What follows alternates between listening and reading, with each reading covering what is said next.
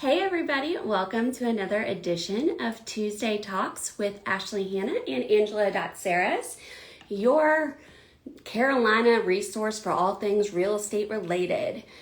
So thank you so much for tuning in. Last week we took a break. I decided to go on vacation with the family. I know that's weird.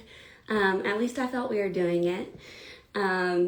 But we are back this week and ready to hit the ground running. I am waiting for Angela to hop on and we will get started going over the latest news and market updates.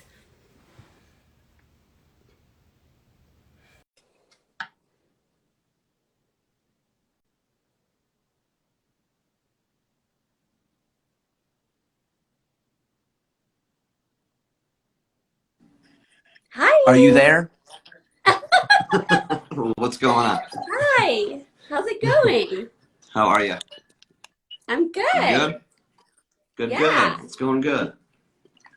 Cool. We How are you doing? I'm just, kind of Perfect. trying to play catch up from last week a Do you little have a bit. delay over here with that or no? Everything good? I can hear you good. Can you hear me good?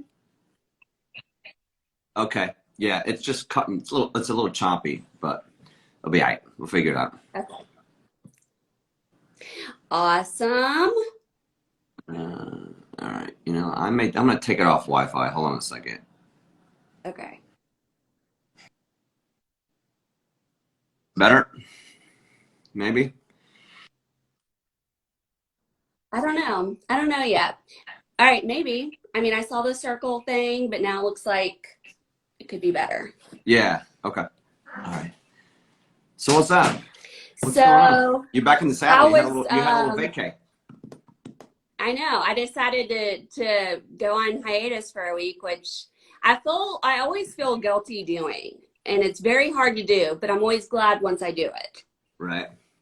I Well, you mean, I need feel that. like You that's need. probably common for most. Yeah, and you need that time off. You need a little decompression. Not where you're locked into your, uh, phone 24/7. But I Right. mean, I know you are. You're always working. You're always on, regardless if you're even on vacation. So it's hard to like disconnect 100 like completely. Yeah. And I wouldn't want to, unless I had tons of things like prepped and planned. Like I can't even imagine like going completely unplugged. Right. Like the thought of that like gives me anxiety. True. Are we addicts? Maybe addicts to our jobs. Maybe that's what they call it. Yeah, I think that's what they call it. Yeah. Um, Well, I mean, we love what we do. yeah. So, if you want to talk about some real estate stuff, I just wanted to kind of talk a little bit about how hard it is to find people right now. Um, I think, did we talk about this? I'm not sure. We maybe have talked about this. Well, we briefly talked about it yesterday when we saw each other, but Yeah. I think you should do a little like, hey, if you catch this and you know anybody, right? Well, yeah. I mean, I'm looking for, mortgage loan officers that have, some sort of sales experience. That maybe, or somebody that has sales experience that has their license or just getting into business, I'm willing to train. Um, they have to have, they got to have some sort of understanding about sales and stuff like that. I could teach them the business. It's hard to teach somebody sales from the ground up if they don't know the business or, sales, because we got to hustle. We got to be hustlers in this. And two is like loan officer, basically, or like loan processor assistants or loan processors or loan coordinators, I like to call them. To help. Just I'm trying to grow a little bit, and it's hard. I've had a few interviews. Only one person has actually showed up to the interview. So yeah, it's becoming quite daunting to find someone. So if you know anybody out there that is looking for maybe looking to that has experience, knows somebody that is not happy where they're at, or wants a better place, better culture, all that. Just give them my information. So would you say that like you're looking for somebody who is maybe like been in the loan business or like wants to start out, maybe they're in a different industry in sales and they want to switch over. Like, so you're pretty much looking for either somebody who is a loan officer or someone with sales experience, so you don't have to do both of the trainings, right? Yeah, I mean, you have to have your license for one, you know, to do loans. So you have to have your mortgage license, so which takes some time to get. So that would be tough. You couldn't be able to just kind of walk in here and start doing loans. You know, we have training programs that we could offer somebody that is new, but you know, they have to. I'd like for somebody to at least know something about, you know, the industry. You know, because I am a smaller shop, so it would take a lot of resources for me to teach somebody how to sell and do loans at the same time if they've never done it. You know what I'm saying? So I want to be able to give that person, you know, enough of my time as well. You know, I want to make sure that they're getting what they need from me, and it's hard. It's hard to do that when, you know, you're a smaller operation. So Yeah. if they had some sort of experience doing it, or if they weren't happy where they're at, you know, or if it's challenging for them to get you know, to make any headway, then I'd love to talk to them. But yeah, but What are some perks to working with leverage lending? so we have I'm putting you on the training. spot. We have what's that? I said I'm putting you on the spot. Oh no, we have extensive training. We have training and we have marketing that we'll be able to provide you immediately when you start. So, I mean, there's a couple different training sessions that I could put you through. One of a lender training could send you up to Michigan potentially for an intensive LO training. So there's that, and then our marketing as well. We give you basically a marketing calendar. We can just basically plug you in immediately to that marketing calendar. So you have the training, you have the marketing calendar, and then you have me, who has 18 years of experience backing you up. Well, yeah, so. You're the best. I feel like if anyone's like in the loan world, to have somebody like you who like has been through every like crazy situation in the real estate industry for the last 18 plus years, Right. Like there's nothing better than that. It's definitely a plus. I mean, I'm not trying to toot my own horn, but just have somebody I'm tooting your horn. But yeah, so that's when it's got that kind of the experience in industry, you know, it's definitely, you know, and I could be a little bit more hands-on with somebody versus somebody that has a very big operation and they can't be as hands-on, you know, but that's why it's got to be a right balance of the person I bring in, because I also want, you know, what I'm looking for is I want something that's hungry, you know, want somebody that's social media savvy, and just wants, I want somebody to want that, you know, to be just hungry. I've had a few people walk in here that I've tried to get my business on the insurance side. And I was like, wow, you're a hustler. I was like, are you looking potentially? Yeah. And they were new and we talked about it. Two of them, we actually talked because I was like, I need somebody like you. There's not many people that hustle that are out there knocking on doors and hustling. And two people have come in here in the insurance industry and I was like, damn. If you're ever looking, I will tell you that I do think it takes a special type of person to be in outside sales, right? Right. Especially in sales, kind of like how we do, right? You know, like I think the old school mentality is, you know, you're banging on the phones and you're knocking on doors. And I'm like, I think that that's a piece of it, but it also takes some creativity, right? Yeah, for sure. And you have to be able to balance that and read your audience and be able to adjust. Correct. Yeah, very true. Yeah, and it's just being personable. I mean, you have to have that personality. You have to have that outgoing personality. You can't be that person in the corner in a networking group going, I don't know anybody, and just kind of sitting there.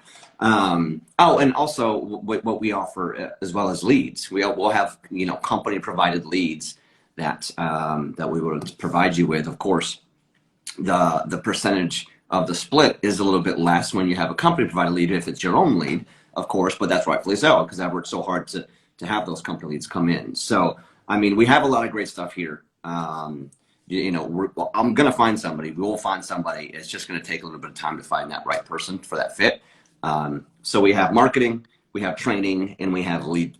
We provide you with company provided leads. So, I mean, can't ask for much more than that. I think it, anyone who ends up there is lucky. You've built a great business, and I know you personally as well as professionally. Like, Right. I often call you my brother from another Yes.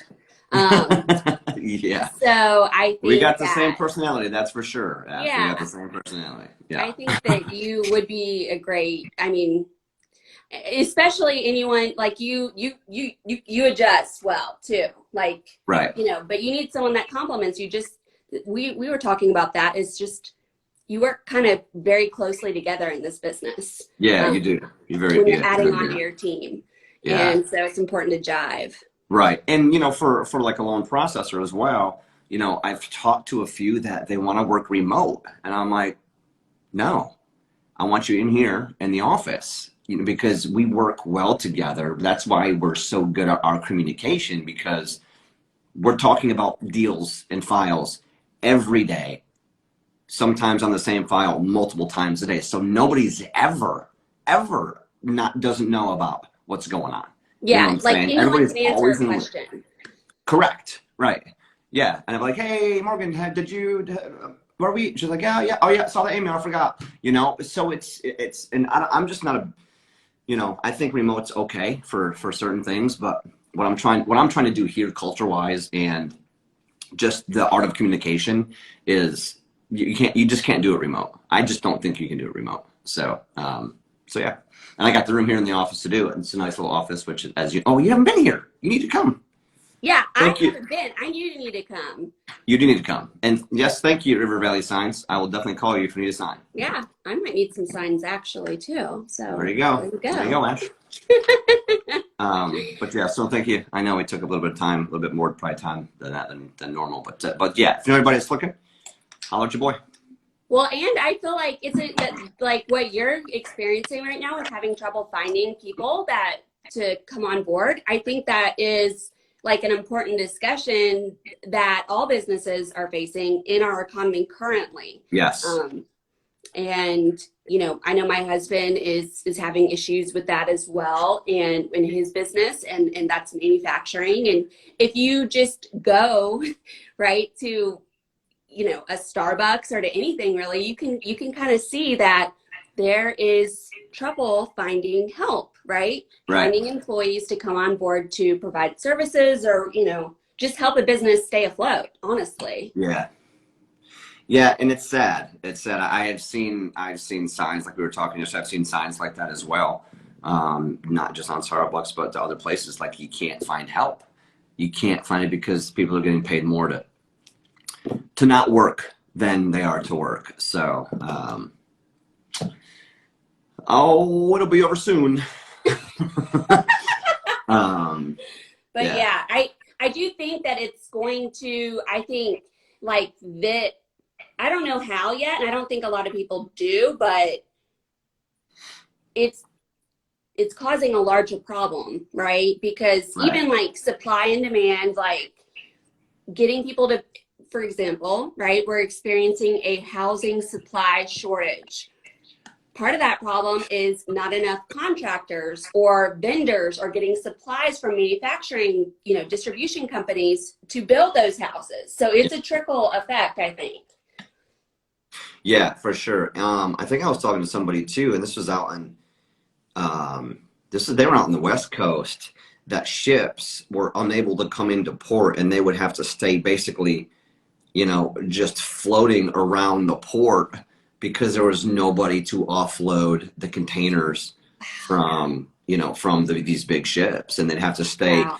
out on at sea right outside of port for weeks and weeks on end. So kind of like an appraiser shortage right now. I mean, every appraisal that we do it's hard to find. It doesn't matter if it's right here in Charlotte or if it's Mooresville or McAdenville or wherever it may be. Everything is in high demand. It Yeah. seems like everything's in high demand. And somebody asked me the other day, they're like, well, geez, there's no inventory on the market. Why is there an appraisal shortage? Well, rates are historically at all-time lows. So everybody's refinancing as well. They're not just buying. So, Bingo. you know what I'm saying? So that's another reason why. If we're not lucky enough to get an appraisal waiver, I'm like, I have the conversation I'm having now with every single one of my clients is, here's the deal. Right. This is what the normal charge is for an appraisal. This is probably not what you're going to pay for an appraisal. It's probably going to be this. And you're going to probably be waiting about 2 weeks, 3 weeks, you know, potentially. So, and you just got to kind of tell them up front. And that is such an important conversation to be having with the real estate agents, because they're trying to be competitive too, you know, when putting in their offers and their contracts, and they have to take the appraisal into consideration if that is something the buyer has to have, right? So you can't, ideally you want your due diligence to cover that appraisal whenever that appraisal will take place. Right. And on top of that, you don't want to get you know, say we can close in 20 days when you can't even get an appraisal for like 25. So is that, I guess that's a good kind of point to call on here, is when you're in negotiations with other, so let's say you're a buyer's agent, right? And you're talking to a listing agent on a house that the buyer's making an offer on. Do you have those conversations like, all right, let's talk about this. Like, we can get this thing done in 2 weeks, but let's be honest. If we can find an appraiser to do it in 2 weeks, we're going to be really, really lucky. I mean, there are these conversations that are had between buyer's agent and listing agent. Like, look, we can get this done. Doesn't matter if that contract says they can get it done in a week. Can they, you know, if it's got financing involved, needs an appraisal, can they realistically, honestly say that they're going to have an appraisal done in a week and back and cleared and all that? I mean, it's just, what are the kind of the conversations you have with the other side when it comes to this type of timeline? So typically, depending on if I can gauge the kind of interest in a house when I'm putting an offer in, and if I know my clients really want this house, first of all, I have so there's a question, why the rush on closing? The rush on closing doesn't have to do necessarily with the buyers, but it has to do with the seller's timeline. What do the sellers want? Because that's what you're having to do in order to compete in this market as a buyer, is cater to the seller's needs. Correct. And that's actually one of my clients. Hi, John. So, yeah, so it's not exactly right, Ashley. So if you have, let's say you have 10 offers, and of those 10 offers, 8 of those offers are 45-day closings, but then you have 2 offers that are 20-day and 25-day, which one are you going to choose? It's going to be the shorter timeline. So that's most of the time. Correct. So, most of the time, the sellers want a quicker timeline versus longer. So what I do is, the first thing I do is I call the listing agent and I say, what terms are your clients going to be favorable towards? Meaning, you know, are they going to need a seller lease back? Right? Are they looking for a quick close? Are they looking for, you know, they don't have a timeline, right? Some people don't need to sell and they're just, you know, they're retiring, or, you know, they're going to travel. Who knows? Every situation's different. So I make sure I understand those situations. And then based on what they say, I think about what kind of loan they're going to get. So that's what I look at too. Like, are they putting 20% down and will most likely be able to have an appraisal waiver? Like, is that something that we've talked about? Is that, you know, I do all that and I do it very quickly. So when I ask you questions, Angelo, even when we're not talking about a specific deal, a lot of times I'm asking you questions so that I know on the fly how to write an offer. Right. Yeah. So, and you and I talk pretty frequently, and we've gotten into a good groove where I kind of know what you can and cannot do. Right. So I try to be as realistic as possible with my clients. And if I'm ever unsure, I usually call you. Right. Right. It's a quick phone call. And you know, if I have an address, on one, and I'll call you and I'll be like, I got a waiver. Yeah, let's do it. Let's go all in. We got a waiver. We can do it in 2 weeks or less. Let's rock and roll. Yeah. You know, because I'll know if I have an address, and if they're putting the amount of money down where I know where it would trigger a waiver, I will try to do whatever I can to tweak the findings to see if I can get a waiver at that particular price or maybe higher. I've gotten waivers on higher sales prices. Yeah. But not a lower sales price. It's Really? weird where a waiver will hit sometimes. Yeah. So yeah. Well, and that's like another reason why I just think it is so critical. Like, I get kind of confused sometimes when I see agents like doing things with loan officers that they don't know as a listing agent. I'm like, wait, have y'all talked at all about because I lean on you, right? I lean on you for the best situation for our clients, whatever that is. So that's what I do. That's how I structure. And then once I know what we can and cannot do, I will call the listing agent again and be like, okay, here's the deal. We've gotten an appraisal waiver. You're saying you want a lease back. I talked to my loan officer. He can get this closed in X amount of time. Are you good with a shorter due diligence since we don't need to appraise it, or, whatever it is, but I have that discussion to summarize it up. And I also have the discussion, hey, I'm sure you know this, but appraisers are backed up. Surveyors are backed up. Yeah. Oh, and my closing attorney is booked for the rest of the month. So I will have those conversations with them. Like, I know that I'm not the only one that's experiencing this. And if I'm the only one telling you this, that could be a red flag to you that I'm going to be good at communicating what others might not. Correct. Because then you're just avoiding problems because you know the problems that you're going to have down the road if you promise these things and you can't come through with them because of, So that's why you're good at what you do, Ash. Because Well, and the other thing too is that, so in North Carolina specifically, there used to be a 14-day grace period, if you will, that attaches to the offer to purchase and contract. So if for any reason, as long as both parties are working towards a closing, it needs to be extended up to 14 days, it can be. So that's a protection for a buyer, kind of, if they need an extension to get something done. It's not, it's obviously if you're representing the sellers, that stinks if that does have to come into place if you're planning on closing on X date and it gets pushed out. But I think the sellers need to be aware of that as well. Like, it's nobody's goal to push it out, but that's there for that. However, it did just change to 7 days from 14 days, which is, I think, better. 14 days is too long. I thought I heard you say that, and I didn't. I was like, I didn't mean to ask you about that. I'm glad you touched on that, because when did that change? July 1st. But so a lot of contracts that were written prior to then have the 14 days, not the 7 days. Got it. But as of July 1st, everything written after that is 7 days. So what happens if somebody tries to do a sneakeroo and write it on the old contract? Do you know? I know that's a crazy question, but Ooh.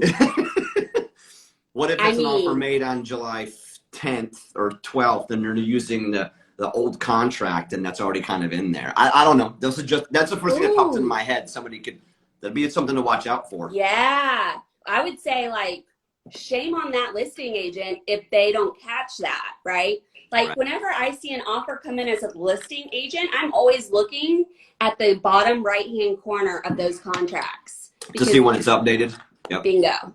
And I know, like, in North Carolina, they release the contracts a little bit early sometimes just to, like, get a buffer to roll them out. Yep. And put into our contract system that we use. So if you can start using them before, and that's fine. You have to go by whatever contract, you can use the one before, but you can't use the one after, if that makes sense. Right.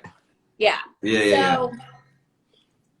That's something, like, as a listing agent, if, like, they're not reading, like, what they're receiving, like, you could get caught with your pants down, and clients could, Yeah. Wow. Yeah. There's always going to be somebody that's going to try to trick the system. Oh, yeah. Well, or I always like to give someone the benefit of the doubt. I'm like, maybe this person just doesn't know better, but that's okay because I do. And I'm not going to let that deter what me and my clients are trying to accomplish. Right. Interesting. Good stuff. Oh, what are rates doing? They actually, so yeah, this is probably something I should talk about on Friday Facts.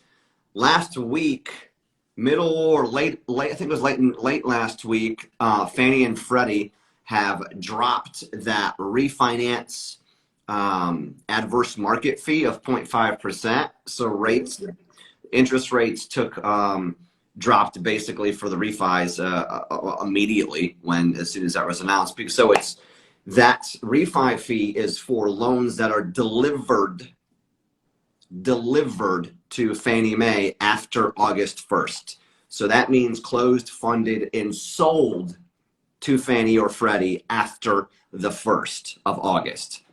So if you had loans that were locked and they're about to close now, that fee's already in there, and it's most likely some lenders drop the fee, some lenders aren't dropping the fee, but it all depends on the delivery time to Fannie Mae, because some lenders can get them delivered quicker to Fannie to get it off their books, so they're not going to drop the fee, and some are and some aren't. So it all depends on the lender, but rates dropped a little bit for the refis, and then Monday, because I think because it was over the weekend and all this new COVID stuff came up about the Delta variant and hospitals were filling up again, and that's kind of rocking the markets a little bit because there wasn't a ton of data that came out that would have caused rates to dip like they did, but they did.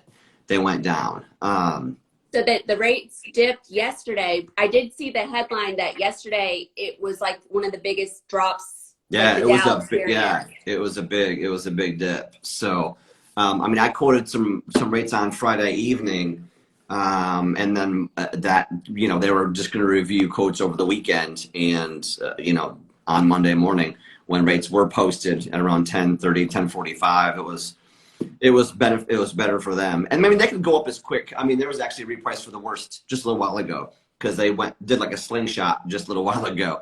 And so it's volatile. Rates are still phenomenal, whether it's a 2.8 or a 2.89 or a 2.91. Of course you want to get the lowest rate. You're never going to time the market where you're going to hit it at the bottom. You're never going to. It's not going to happen. So if you're happy with your payment, and don't try to. If you're happy with your rate and you're happy with your payment, let it ride. And don't refinance if you think that there's a chance that you're going to sell within the next year. Yeah, I definitely would not do that. Probably not a great idea. Or if you just refinanced. Yeah. Refinance again. No. It has to make sense. It's got to make sense. Refi's got to make sense to you. For whatever reason, if you're cashing out, though I'm working on a lot of investment cash outs now because of the market or because of the equity in homes and of all the appreciation that's happening because of this crazy market. A lot of people are cashing out. What do you mean? Cash out, doing a cash out refi. So let's say they owe $200,000 on their home, and a year and a half ago it was worth $250,000. I'm just throwing out numbers here. Now this year, it's been a year and a half now because of the hot market, low inventory causing prices to go up. Let's say that home is worth $300,000. So people are taking cash out. They're taking the equity that they've built up and taking advantage of this market. They're taking that cash in hand and doing something else with it, whether it be college, paying off debts or college tuition or whatever that may be, or just cashing out on some investment properties to buy a new investment property. So there's a lot of equity that people are tapping into now because of the way the market is going.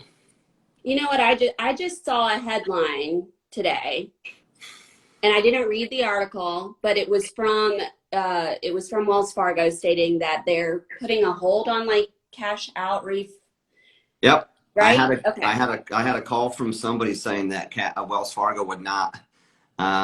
You are correct. There's probably not going to be very many properties to buy. Details.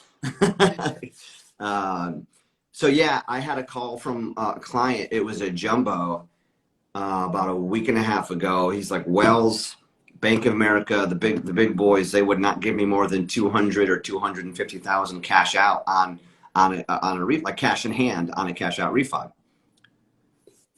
Guess who could? This guy. Yeah, this guy. Yeah. So I heard about that because I heard that one client. I didn't read about that, but the client had informed me that they're capping what they can get cash out for certain. Now, does that cause you to pause when you see some of those people, some of those big banks pressing pause on that? Is that like, No. You as a lender, what do you think that means? Or do you think that people shouldn't necessarily read anything into it? I think honestly, because it's a bank and they're an actual depository institution, so I think that they have a large committee to I guess answer to when it comes to that.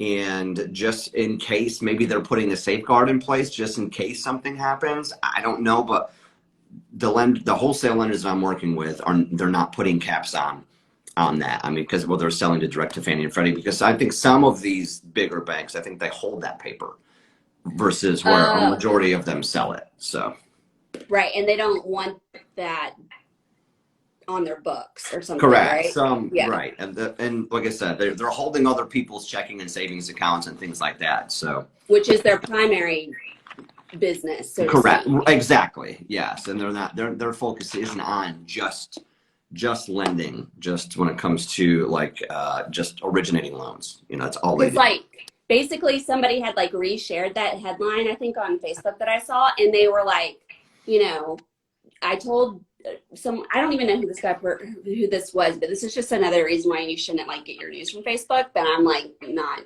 you know, doing the right thing here by saying this, but I think that we're dispelling it, right? Because you are an expert on the matter. So basically what it said was, yeah, it's happening. Banks are starting to put a hold on cash out refis. The economy is starting to make a change. You know, things are coming to a head, basically doom and gloom. So like, but you are saying that's not necessarily the case. No. Nope, I don't. I mean, once again, it kind of goes back to that whole, you know, people are thinking that it's going to be another 2007, 2008 crash where it's all of the loans that are on the books are good paper. There's no garbage on the books. There's no arms that are getting ready to adjust that are going to cause people not to be able to afford their homes and all that. So, no, I will tell. And so even if people are cash out refinancing, the rates that they're getting are good. So nobody needs to panic. It's all vanilla paper. That's what I like to call it. It's vanilla paper. It's great interest rates. It's fixed mortgages.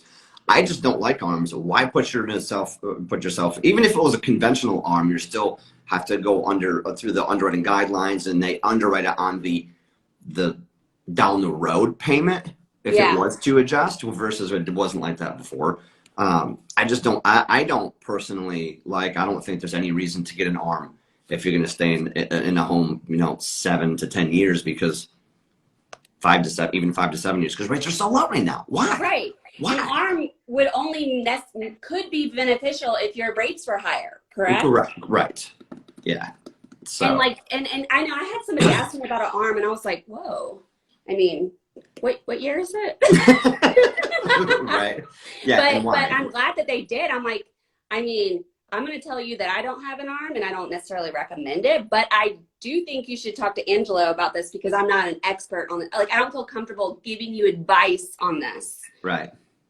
Right. But if you knew without a shadow of a doubt that you're going to sell your home in 2 years and you needed just 1/8% better of an interest rate to save you a couple dollars, okay, I could see the need for that. But if you have no plans of something very, I guess, certain like that, like I know I'm going to be moving to the West Coast in 1 year, you know, like I have a contract or whatever. Correct. There would be reason to do that. There's very, very little reason to do that now.